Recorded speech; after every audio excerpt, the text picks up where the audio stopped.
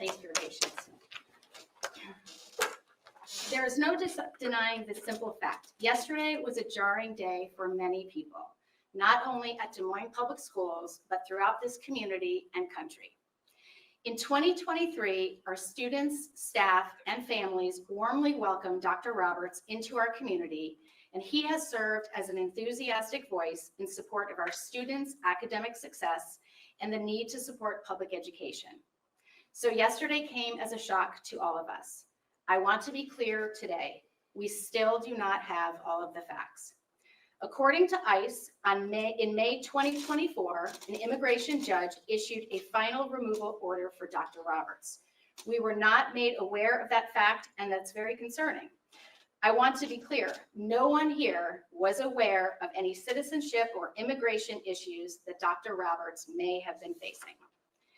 The accusations ICE has made against Dr. Roberts are very serious, and we are taking them very seriously. Dr. Roberts has retained the Parrish Cridenere law firm, and they have already provided a statement on their role, and they will be probably offering future statements. As we shared yesterday afternoon, employers, including DMPS, are required to verify employment eligibility for all employees. In this case, Dr. Roberts completed the I-9 employment eligibility verification form and submitted the required documentation. Everything the district has on file indicates that Dr. Roberts affirmed that he was a citizen who is eligible to work in the school district. The Iowa Department of Education issued a license in 2023 to the Des Moines superintendent. The agency says an FBI criminal background check did not raise issues, and Roberts said he was a U.S. citizen on the application. Later on, we will address the specific steps the board took when conducting the superintendent search and hiring Dr. Roberts in 2023. Two things can be true. We must support our interim superintendent and staff as they lead 35,000 students and staff on Monday, because our collective role is to educate and support our students and their families. And we must continue to pursue the facts in this case and understand our school community is still processing this very significant issue. I also want to be clear about one fact that cannot be ignored.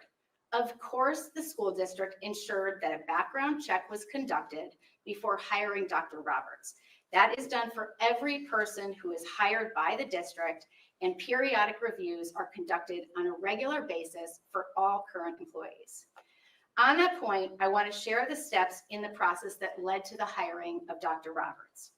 In December 2022, Des Moines Public Schools approved a contract with JG Consulting as the district's search firm to bring qualified superintendent candidates for our consideration. Between January and the end of March 2023, the board worked with the search firm on a variety of issues related to the qualifications and characteristics of candidates for the position, as the search firm recruited potential candidates for consideration. Between April 11th and 13th, the school board conducted interviews with the candidates. On May 16th, the school board approved our first contract with Dr. Roberts, who began his role as superintendent on July 1st, 2023. As part of their work for DMPS, JG Consulting's contract included their obligation to disclose to the district all known information of a positive or negative nature regarding candidates for the superintendent position.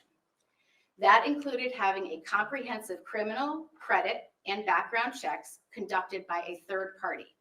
In this case, the search firm used a company called Baker Eubanks to conduct the background check, which found nothing related to citizenship or immigration matters related to Dr. Roberts.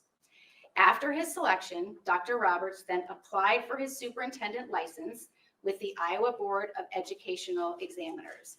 The state of Iowa issued a superintendent license to Dr. Roberts on July 11, 2023.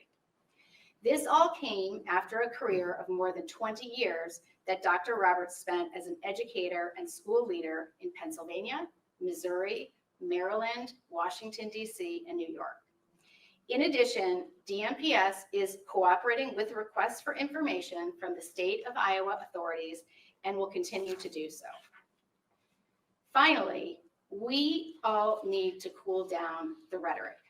We should promote true discourse and facts, not spread misinformation meant to divide us. Our elected officials need to behave like role models for our children. Enough with the name calling and misinformation that is meant to divide us. We are talking about human beings.